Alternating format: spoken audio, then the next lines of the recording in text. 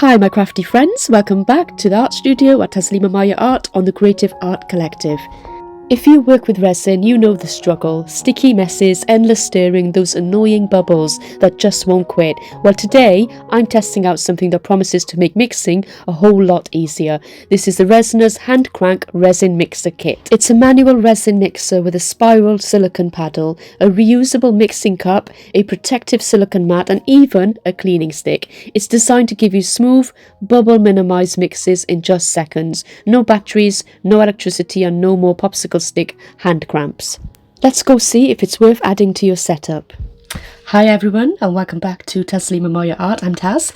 If you're into resin crafts like I am, then you know that mixing resin properly is the key to getting crystal clear results without any bubbles or uneven texture.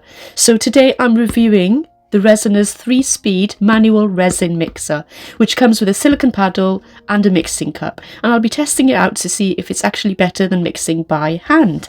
So let's have a look at it, shall we?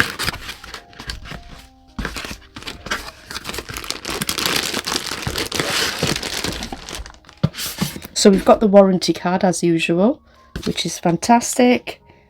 And we can see that it provides 12 months warranty for the product by Resiners, and there's also a 24-hour, 7-day-a-week customer service line, or email rather. So that's really useful. We'll pop that aside and see what we get in the box.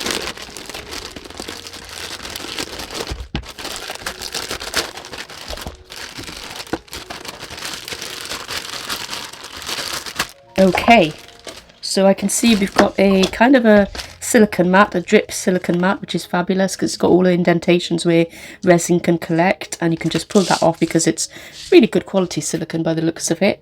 I like how small it is actually. It's really useful, so you move it around and it's portable. And we've also got a few other things. We've got the manual itself, and we already know from my previous review videos on Resiners products that the manuals are really easy to understand and really well simplified. You can see the basic diagrams there of each of the elements of the product itself. So we've got, let's see what we've got here. So we've got the rocker, which is this piece. I'll just move that aside and show you it. So we've got that, and then we've got the machine head, which is this lovely mint colour as usual with all the machines here. I love this colour, it's gorgeous, very aesthetic. And we've also got the extension rod, which is, I think it's this piece here. That's the extension rod. I'll pop that down so you can see actually it fits on to the machine head. And then we've got the silicone paddle here. Okay, so again, silicone, so you can leave it to dry. The resin can be left on to dry on there, and then you can peel it off later, which is far more environmentally friendly than actually wiping it off or, you know, washing it down the drain, which you should never do. So I love the fact it's got a silicone paddle on it. And then we've also got a measuring cup, and it's got the various different increments on it, as you can see, in milliliters and litres, and also cup ounces as well. So that's fabulous. It's quite a big one. I've got something in there, but it's quite a big capacity cup, which is good because often you've got several projects on the go if you're anything like me. And I noticed that it's got some pourable outlets as well across the top, which makes it much easier to pour into your resin craft. So we managed to fit this on the top, I assume, but we have to make sure that we also choose which speed we want to go to. And if you look at the top, we've got a slow speed here and a fast speed there. I'll just bring that up to you to see. So you can see that my rocker will fit into either one of these depending on how fast I want to go manually. So you can fit it in like this. There, that was really quick and easy. So there it is, attached.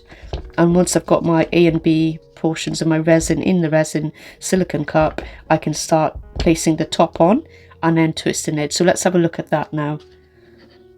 So I'm very quickly going to tell you what the length and width of the cup is, the silicone cup is. It's around 10 centimeters or 4 inches wide, and then the height is around 11 centimeters or almost 4.5 inches. Yep, so in terms of capacity is 450 ml, I think, in total, but it stops at 350 ml on the indentations here. So you can see that. That's roughly about 12 ounces. Now the instructions say there's a number of other compatible cup sizes that you can use with this mixer. There's a 350ml or 12 ounce one, which can be the silicone one, or there's plastic cups as well that you can use, and they range from 230ml or 8 ounces to 600ml with 20 ounces. Okay, so that's paired with extension rod as well. The hand crank resin mixer comes with a spiral silicone paddle for smooth low bubble mixing, so it should hopefully create less bubbles than hand stirring with a popsicle stick. So in terms of the rotation speed, there's a high speed and a low speed. The low speed is around 400 rotations per minute, and that's that one. And the high speed is around 800 rotations per minute, and that's that one. And what I didn't notice is the third speed, which is a medium speed, which is on the side as well. Isn't that fantastic? I just didn't notice that one. And that's about 600 rotations per minute. So we've got 400, 600, and then 800 there. And that, you know, it's all about the viscosity of your resin as well. So if you've got high viscosity resin, you will decide on which one of those you choose in terms of mixing it, so that you don't introduce too many bubbles. It says in the manual that the lowest gear is the most labour saving, as the slowest speed, and the highest gear is the most laborious and has the fastest speed. So depending on how strong you are, it will depend on which one of those you might use as well, so you're not tiring your arm out too much. But it's still much better using this contraption than it is doing it manually with a spatula or a stirring stick, I think. It just makes it much more convenient and easier on your hands and arms. So we try and fit this into the cup. It fits in pretty snug. That was really easy, wasn't it? That's really cool. So then as I turn it like this, it turns the silicone paddle inside. That's fantastic. So another tip in the manual is that when you're pouring your resin in, your 2-part resin, always try and pour in part B first and then part A. That's the recommendation. And then you make sure that you've selected the right extension rod, and you only really need that if you're using huge cups, which is much bigger than this one.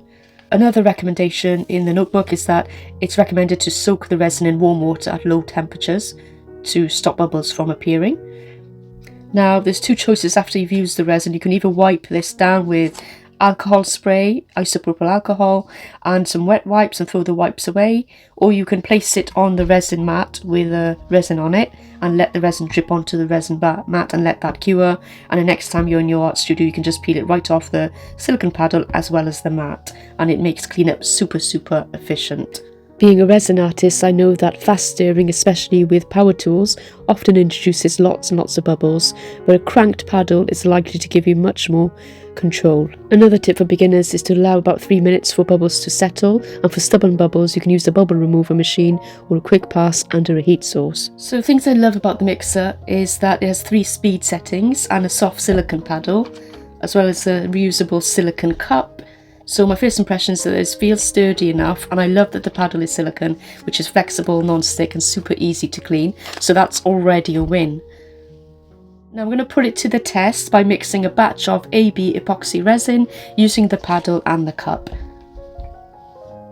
And this cup is a nice size for small to medium pours, and being silicone it's reusable and doesn't trap too much air. We're going to be setting the mixer speed to 1 to start the blending, so I'll switch it over to 1. There we go, ready to get my epoxy resin out. Now the 3-speed function is great because speed 1 is very gentle, perfect for blending slowly without whipping in a bunch of air. Speed 2 is ideal for thicker resins or when you're in a bit more of a hurry, and speed 3 gives a nice powerful spin for larger volumes or heavier pigments or additives. After about 2 minutes of mixing, the resin is looking really smooth. Fewer bubbles than when I mix by hand, and the paddle actually scrapes the sides of the cup, which means, well, to me, less waste and better mixing. So here's a comparison. I use the same brand of resin for both and mixed for the same amount of time, 3 minutes. So you can see lots of micro bubbles in the hand mixed one as opposed to the hand cranking one with the silicone paddles. The one on the left is hand mixed resin and the one on the right is resin mixed using this manual silicone paddle device.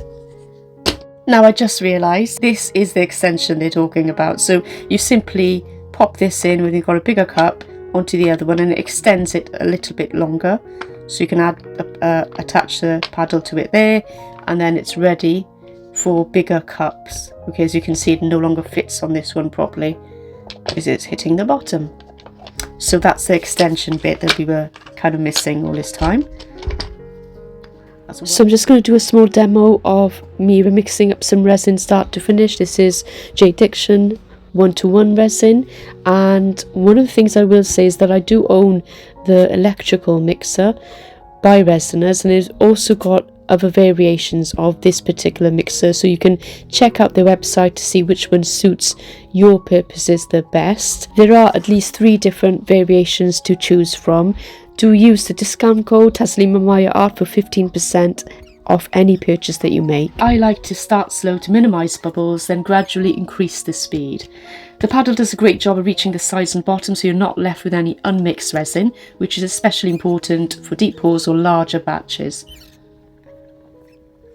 And it is super easy to use. Just pour your resin in and your hardener into the silicone cup, insert the paddle and choose your speed. It has 3 manual speed settings, which is great for different batch sizes and types of resin. So if you're tired of mixing resin by hand and dealing with bubbles, this might just be your new best friend. I even did a quick comparison with hand mixing, and the difference is clear: fewer bubbles and a more consistent texture with the Resiners hand mixer. So if you don't have the other mixer, the electronic one, is the Resiners 3-speed resin mixer worth it? For me, absolutely. It saves you time, reduces bubbles, and the cleanup is almost fun. If you're mixing resin regularly for your crafts or art, I'd say this is a super helpful upgrade. Now I'll leave the link to the product in the description box below for you if you want to check it out. And if you've tried this mix or something else, drop a comment. I'd love to see what works for you. And I really do love the silicone mat that comes with this and the silicone paddle, because it makes cleanup so much easier. And those of you who've used silicone cups before will know that it's easiest to use the silicone cup and actually leave the resin to dry or cure, and then scrunch it up and throw it in the bin. And you can see how easy it is to peel it out of this mat as well. And I love these little hexagonal shapes that come out. You could probably make some jewellery out of that. But yeah, you just simply leave it to cure and you can just peel it off the next day, just like this. It's super easy to clean up. And if you wanted to do another resin batch mixing straight after, you could just wipe it down with some isopropyl alcohol on a wet wipe. So there are lots of pros for ordering this device. It's cheap, it's effective, but one thing I would say might be a con is that the silicone cup is not as sturdy as I'd like it to be, but you can sit it inside another sturdier container and it just makes the whole thing wobble a little bit less. But apart from that, there are lots of pros going for this product, so it's well worth it.